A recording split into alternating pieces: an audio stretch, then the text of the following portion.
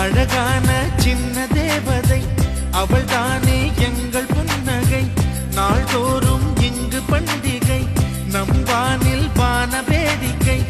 இதுபோல சொந்தம் தந்ததா இறைவாவா நன்றி சொல்கிறோம். உனக்கேதும் சோகம் தோன்றினால் இங்கே வா இன்பம் தருகிறோம். சரவெடி போல் சேர்ந்து நாம் சிரிக்கலாம், அதிரடியாய் வாழ்ந்துதான் காட்டலாம். அழகான